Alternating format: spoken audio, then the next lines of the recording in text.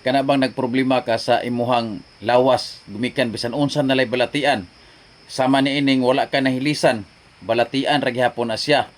Aduna kay konstipisyon, talagsara ka magbawas, balatian gihapon na siya. Taas kay kag kolesterol, na napagi sakit sa atay, unya napagi kay ubo ug hubak.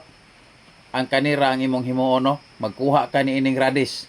Imo ni siyang panitan, hugasan nimo siya, pagkahuman imong banggoron, unya makakuha na kag katas nga tunga sa baso ha, kinahanglan kag tunga sa baso nga katas ni ining radis.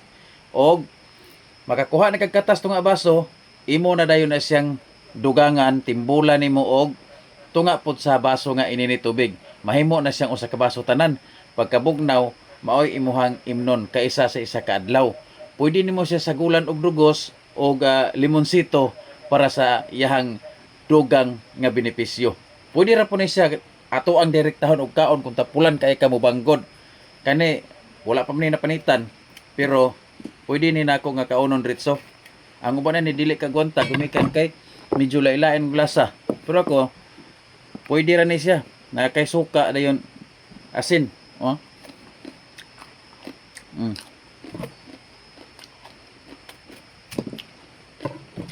Pwede ra sa direktahon og kaon.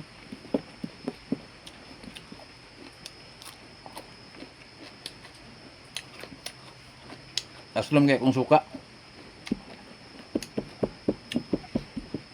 Kapil na kung palit og kaon. Wala na din ako paniti.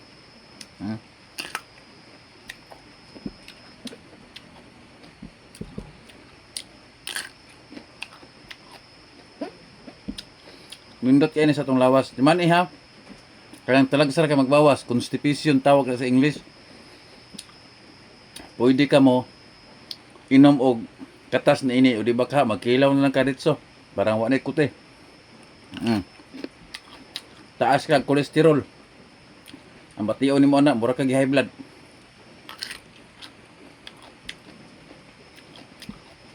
Diferensya sa atay.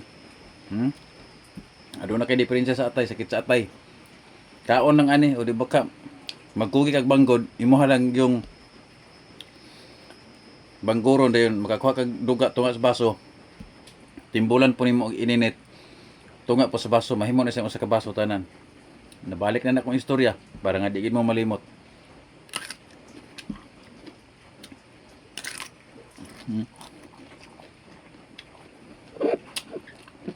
Aslom kay kung suka.